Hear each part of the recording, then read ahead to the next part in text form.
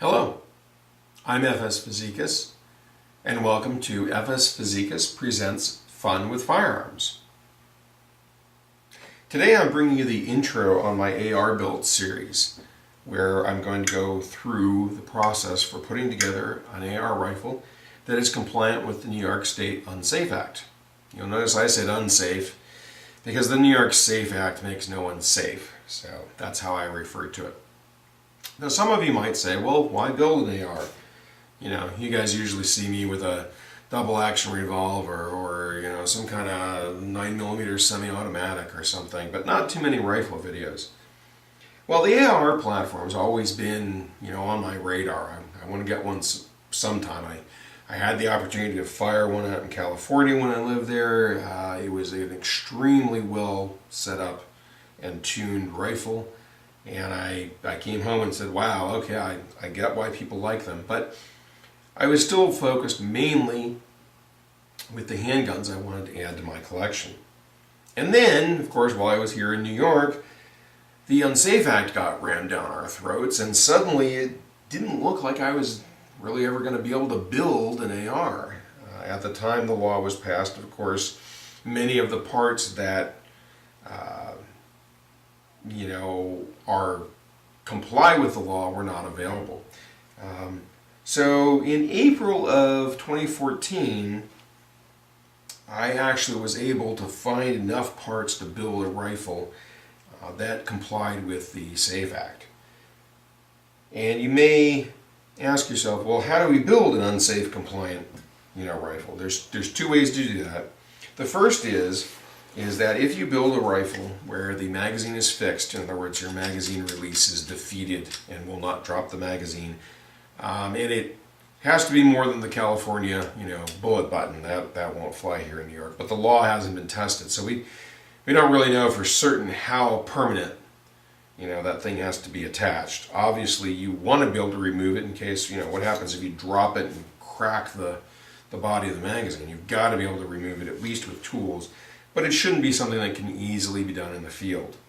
And that turns your AR into a top loader. So, if you fix the magazine and you can't remove it, then to reload, you have to pull your back pin here, break the firearm open, and of course your magazine will be sitting right here.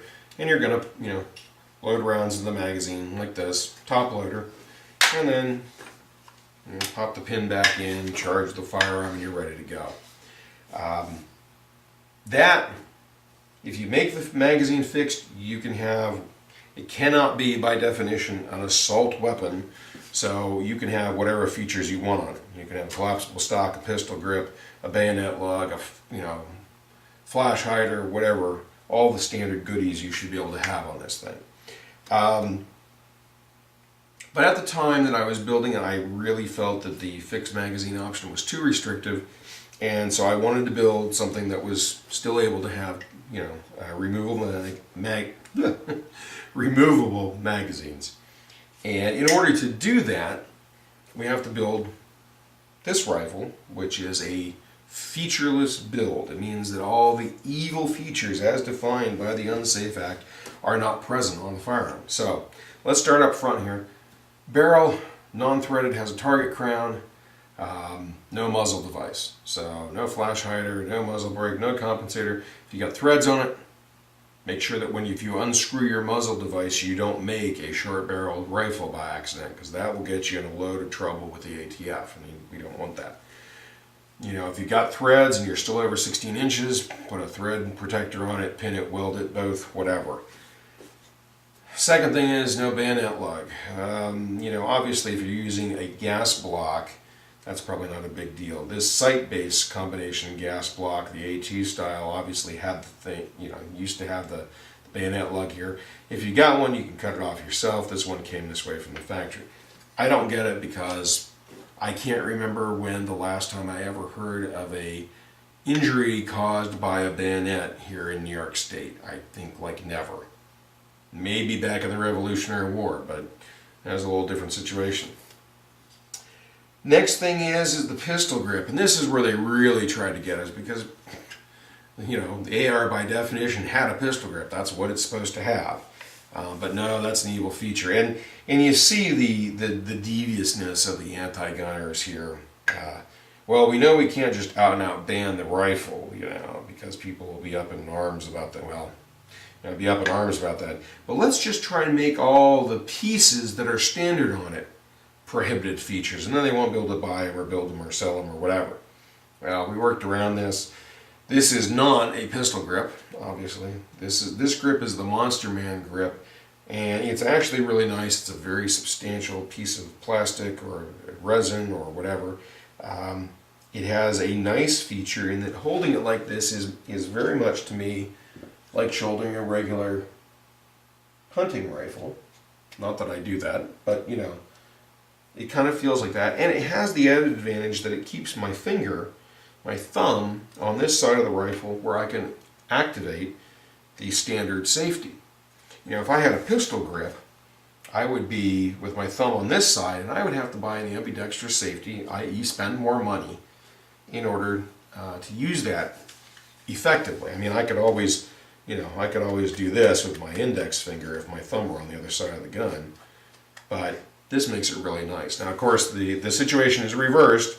Maybe right-handers won't want to use the Monster Man grip because then their thumb would be here and they would need the ambidextrous safety.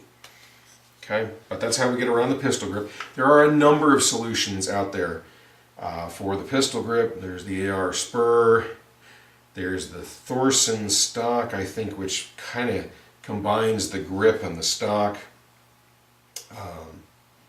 But I chose to go with the Monster Man. I thought that was, good enough. And then, of course, I have a fixed Magpul stock because an adjustable stock has been deemed to be an evil feature. The shoulder thing that goes up. And I don't get it because I go, I'm 5'10", this fits me, and I want to hand it to my, stepson who's 6'3", and, so he pulls it out a click, and now it's comfortable for him to shoot. Why that's illegal, I don't know. But in any case, this is how you build a featureless rifle that complies with the provisions of the New York Gun Safe Act. I'm going to show you in the coming weeks how to build this rifle, this particular one. This is the only one I've built so far, but I'm planning other builds. The reason I hope you'll watch is because I'm a noob to this, so I did a lot of learning when I put this together, and either you can learn from me, maybe you can learn what to avoid, or you can just see how things go together. Maybe seeing someone who has no specific talents, in machine work or anything like that, is able to build a functional firearm. Maybe that'll encourage you to build your own AR, whatever. The point is just to document what I've done and to share that with you.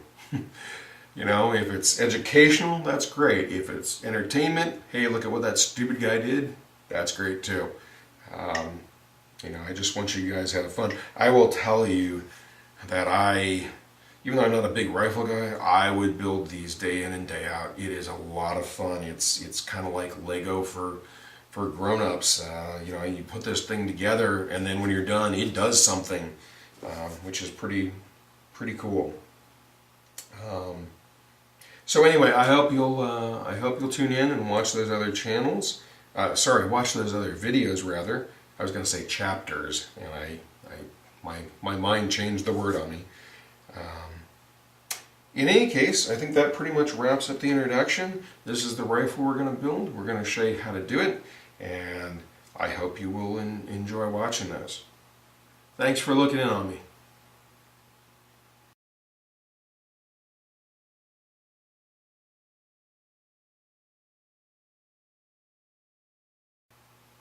Oh, I'll say one more thing. For those of you who didn't catch it or didn't recognize it, I'm making fun or paying homage, I guess really, paying homage to the Big Bang Theory's Dr. Sheldon Cooper, who does his Fun with Flags YouTube series. Okay, now I'm done.